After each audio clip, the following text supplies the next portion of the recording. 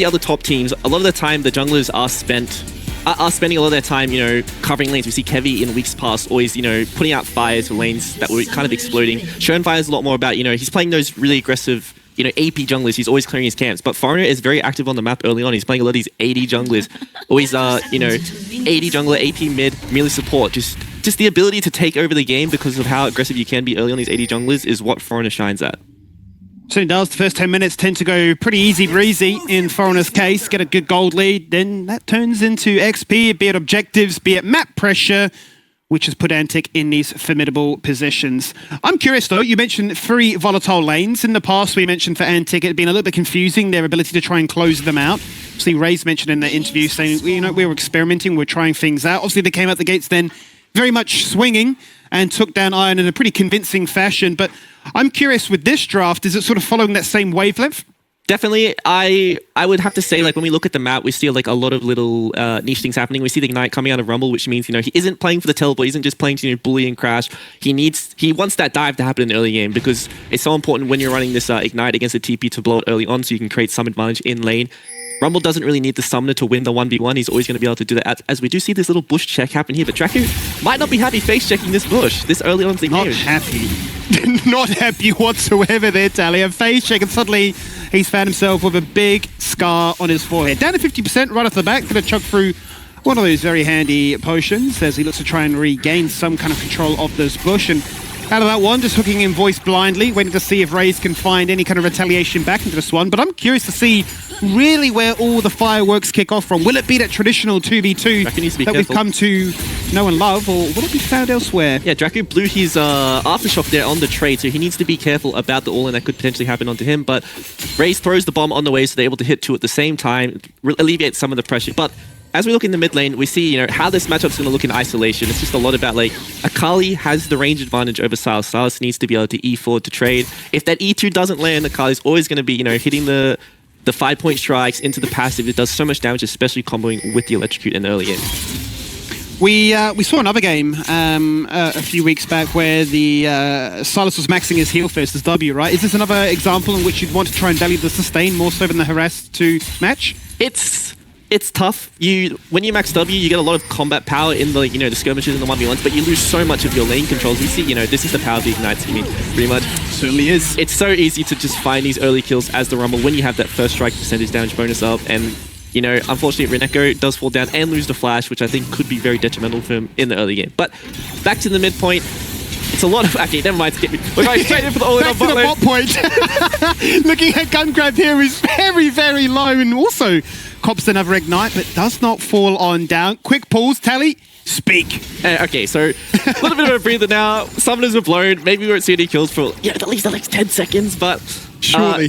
When you max that W on Sylas, you get a lot more of that combat power, but you lose so much of your wave clear threat. That's why we see so many of these, Sylas one tricks. They put like even 2 or 3 points into the Q first before maxing the secondary spell, whether it be the, E when you verse range champs or the W when you verse melee champs, because you need that wave clear to be able to just proc the Q1, Q2 on the range creeps and kill it with a passive proc and allow yourself to, have more free time on the map because you're not stuck in lane clearing minions, as Akali's always going to be pushing with the 5-point strike when she's trading onto you.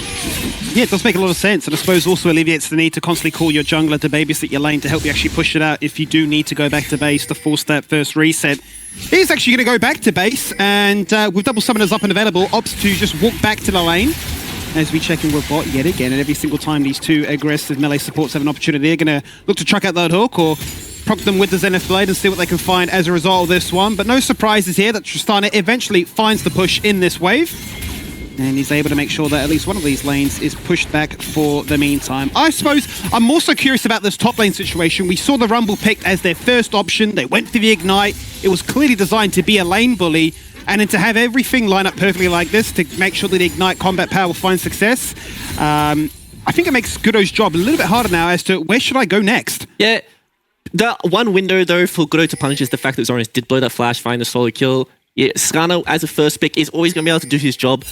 Obviously, Rumble's going to win the lane. Rumble wins most lanes into melee champions. It's very hard to punish him in the 1v1, but he's always susceptible to ganks, especially not having the flash as they get closer to the level 6 points in top lane. If Gudo wants to, he can always just go for an easy lane gank onto Zoranus when, Reneko gets access to the Impale. Let's see if the timers line up in that regard, because certainly Flash is going to be down for another few minutes, and level 6 is not too far away for Reneko to match that of Zoranus. Just getting the equalizer up and available now.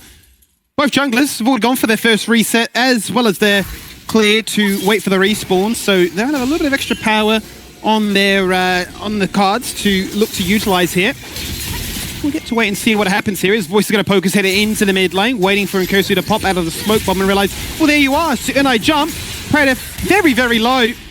And doesn't have an ultimate himself to match. Double flash burned by the supports here. As everybody gets amongst it.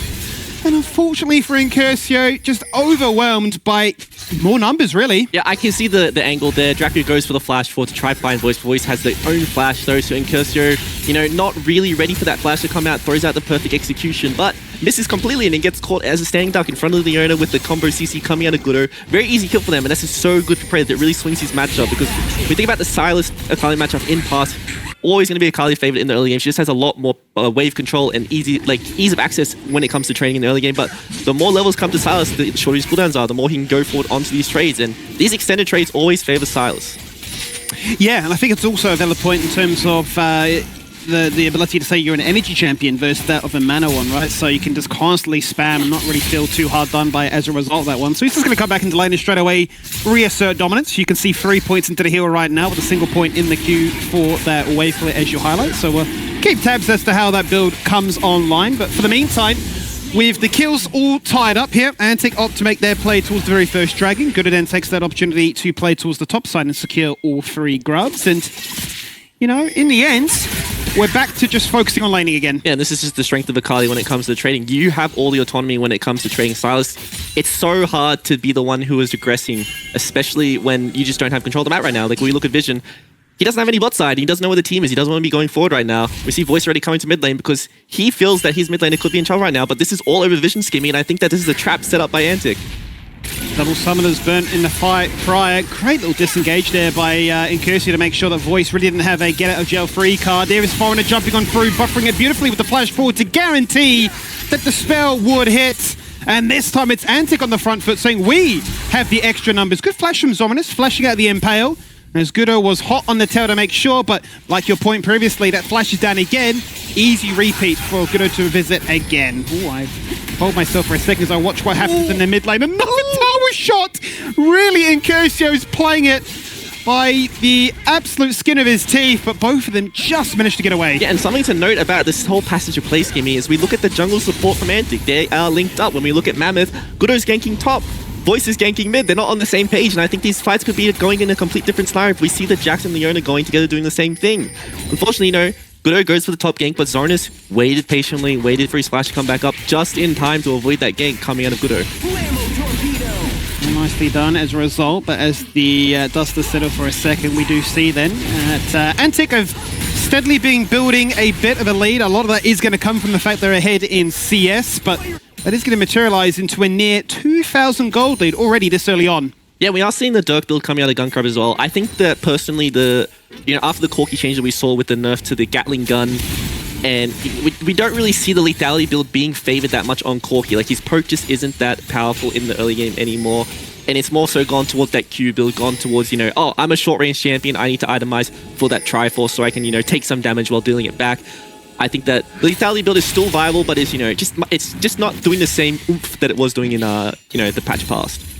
Wasn't nearly as oppressive as it was in patches gone by, as you say, right? It was very, very strong with delay. The snowball just really out of control. But still, we'll be maxing that Gatling gun for all the shred very early on, which certainly isn't going to go to waste. As we get to see what the response will be here in the laning phase. You can see that Draco every single time now is hunting for that hook. The Voice very much more reserved now, and I think it might be the case. Obviously, both have Hex Flash, but I'm not going to be able to utilize that unless they get the surprise factor. Yeah, and Cursor just feels, you know, very enabled in this mid lane to be aggressive as possible. We'll have to see if, you know, Predator wants to go forward for this, but there's so much damage coming out of Cursor already.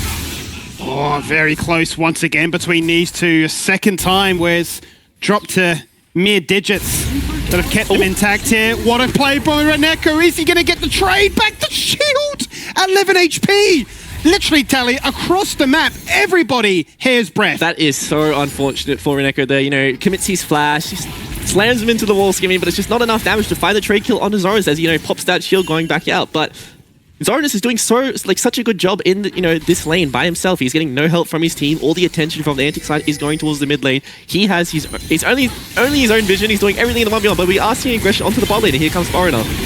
We certainly are looking for the kill right off the bat from Gunkrab there, but he is able to get away. The explosive shot isn't enough in the end, so they turn their attention back onto Dracu. He's so overcommitted to try and make that fight happen. Foreigner says, well, if I'm dying, I'm taking one with me, so he will get that trade back. Raze is already gone because he was so low, but he did thankfully survive. And they will be able to crash this wave and at least get one play. Yeah, and this is the volatility I'm talking about. Pretty much, we should be seeing, the match of junglers on all these points in the lane. Whenever like a wave is in a bad position or someone has lost a bit of health or they're, in a position where they could be ganked, we expect to see numbers from both teams coming into that. And as we see, like the wave is, in the middle in the lane. Dracu wants to be the one to aggress here, but Gudo has read this from the past. He's been here for a while, and unfortunately, they weren't able to find the execution onto Raze. He lives with, bare minimum of health. But this is the power of Jackson Leon in these early skirmishes. It's so hard for the Xin Zhao, who's going to be strong, to do anything against these champs who just completely avoid his damage. Yeah, the ability just to nullify it, or at least just lock you down so you don't even get the uptime that you so sorely need, especially for that 3-point strike, right? So frustrating if that ever does get interrupted, but that base damage was enough in the end. And they are making sure that Antic don't run away with things so fast. Second spawning of those grubs. The focus right now is onto Foreigner, burning that flash pry. Does mean that he's a sitting duck for the death this time around. They turn their attention now to Dracu. The hijacked ultimate of the Nautilus locks him in place, and he dies to his own sword. And this is the story of these meathead comps, Skimmy. When you slightly misplay in these skirmishes, there is so much chase potential, there is so much kill potential, because you cannot get away from the strength of a Triforce Jax right now, especially when you don't have flashes. I think this might be a dive top, Skimmy, if this works out. If Gudo wants to commit to the top lane after the grubs. We see Zoranus throw out the ult because he feels a bit susceptible to getting ganked right now. But gonna be 3 grubs from Gudo here.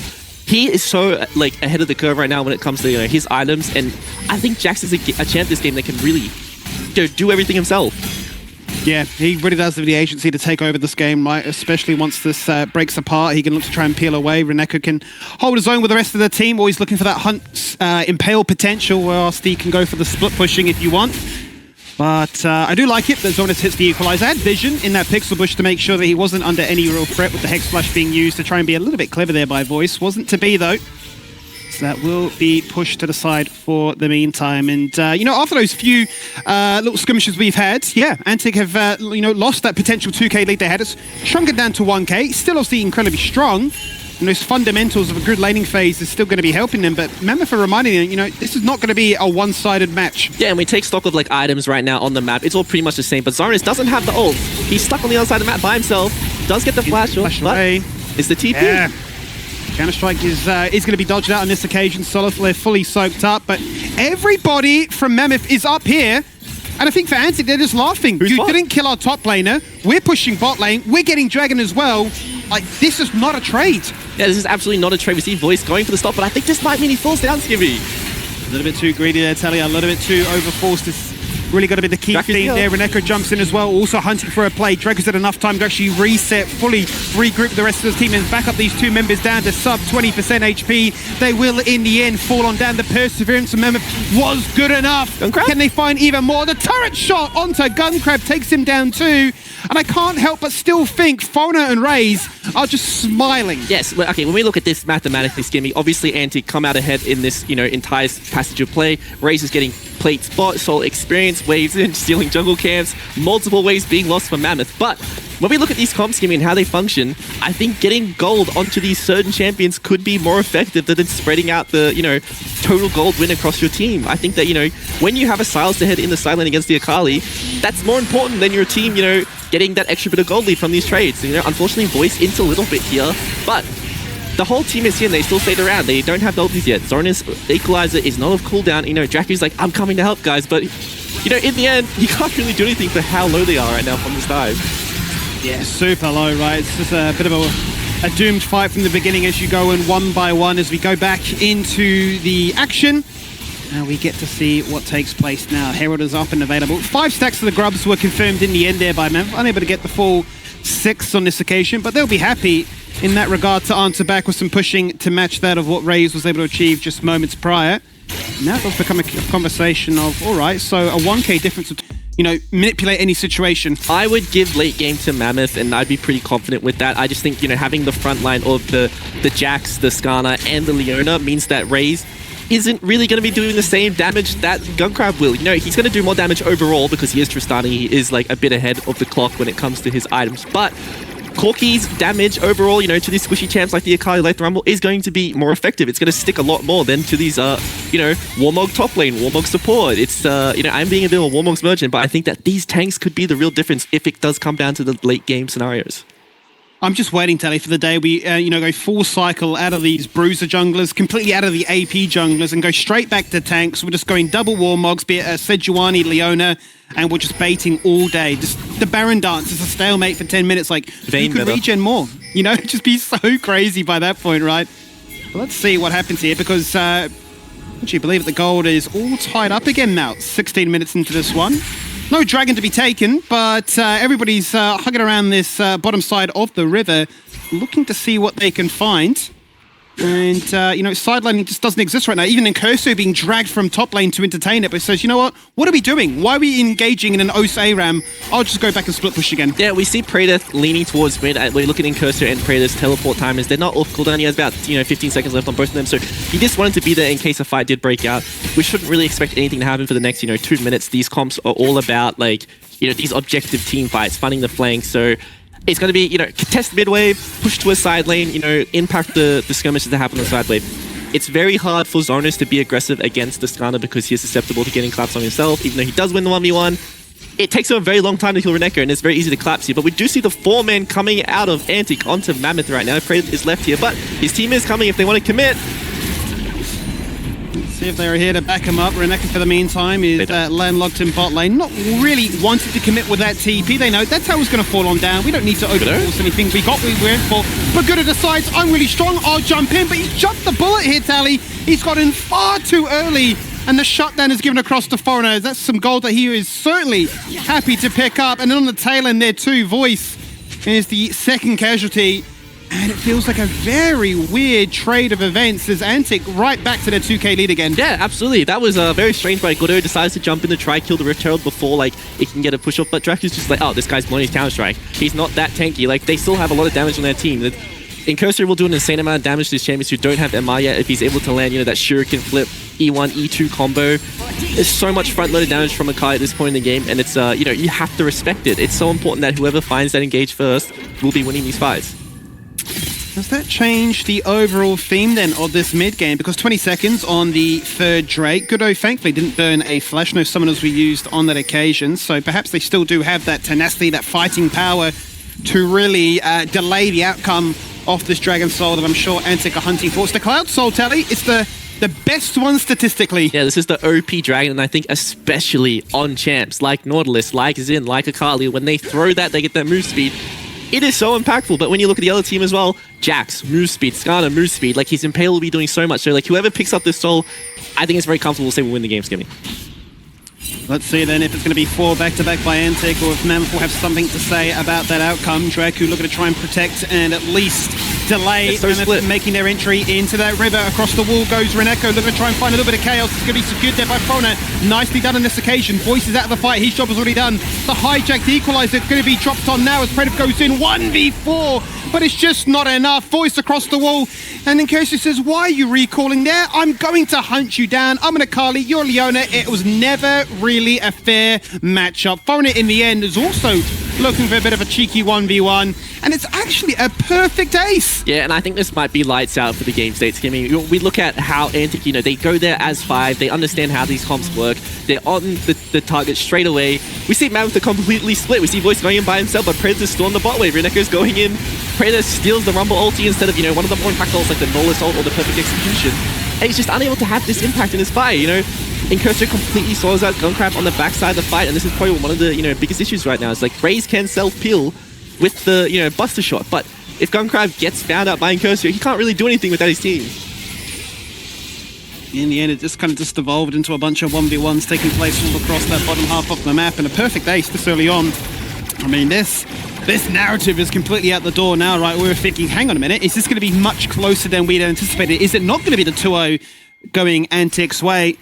But at 20 minutes on the dot now, they've certainly established the sort of the lead we would have expected from them. 3 Drakes, 6k gold, and all the map control in the world to understand, all right, where do we want to push next, and how do we dissuade Mammoth from grouping up as 5 and really showcasing their true CC potential? Yeah, I think Antic will feel pretty comfortable to keep playing aggressive. We see the engage coming out Skimmy, but I don't think this favors Mammoth at all. Doesn't look good so far. Good at looking low. Says maybe I will just jump back in, but in the end, falls on down to Raze. Runner's going to open it up for a second, and Reneko on his own, surrounded by many. Can't offer much more than that. Still had the Impale up and available, and that's how uneven that fight was. Voice is jumping in again to Incursio. We know how that worked out last time, Voice. I don't know why you're entertaining it again. He'll die once again. And Pradev is a bit of a split-pushing demon at this stage. He's just wanting objective bounties. He's not interested in what his team's doing, and he should be, because Antic are taking Baron. Yeah, and this is going to be a free Baron for Antic. We see Incursio going forward onto Pradev. He does have access to the hijack, perfect execution, but once again, Mammoth not on the same page. See, Pradev in the side lane with the TP doesn't commit it to this fight. His team engages without him, and, Zoranus throws down a really nice, disengage equalizer, which means that he's completely fine. Gunkrab can't follow anything up. And after he Valkyrie's in to try find the execute onto Raze, it doesn't, just didn't crit, didn't find that, order he needed. It slides out for him. Overextended by that point. Right in range then for the depth charge, and the easy turning the tension to pick up that kill as a result. So let's check in then with some of the itemization. You can see 2 items, 2.5 already done by Raze here with the IE, Kraken Slayer, and a Zeal to boot. Very happy is he, but Gunkrab not too far behind, right? Collector as well as IE, so both the crit AD carries are certainly one step closer to achieving that late game power that we all so know and love. But I suppose really the biggest winner so far is to be the fact that Incursio falls on down. Yeah, that's not really the transition we were looking for, but yeah, Akali's dead. Yeah. That's a nice fix to me, but Antic still want to take this fight. They said that they're not being on cooldown, so they're happy to take this.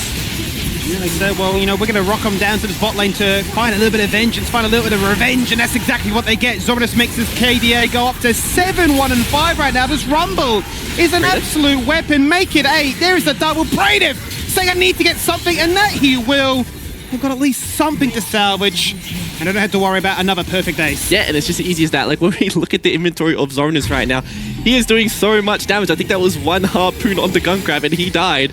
He is so fed, he is so over-leveled right now, and Rumble is such a powerful champion when left alone, when able to create these own advantages himself.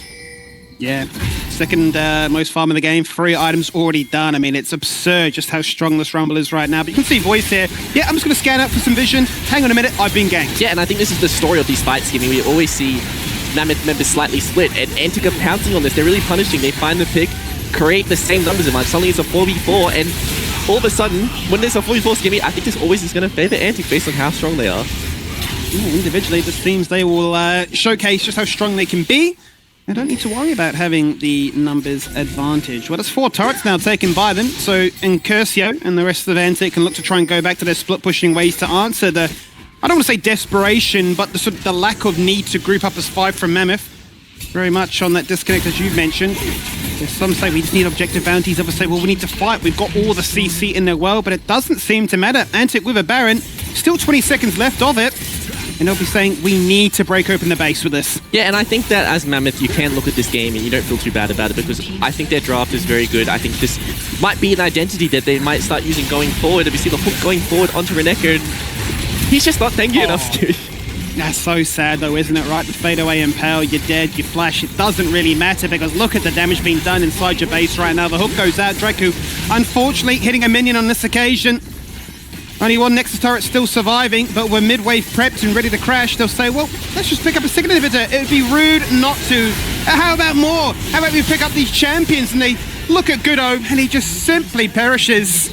Yes. And now Antic have really said that we've won this game. I'm a bit worried about this game. I think, with these 3 minions themselves, this might be a game over for Mammoth. They just don't have the members to be able to defend against the power of Raze right now. Too strong, isn't he? 7-0-7, the perfect player with a perfect score. James Bond-esque, you have to say. He's going to be a very happy man. You can see him smiling in his camera right there, but at 24 minutes, they get it done. And they say, you had your fun for those first 10, 15 minutes, but our class in the end got us across the line. I don't think I've ever seen Raze be, proud of a win. Always head in hands straight after regardless of the game. Has a perfect game, never dies head in hands anyway, Skimmy. But very, very clean game from Antic. It really sped up when we hit that mid-game point when that veteran seed comes through about how they know how to execute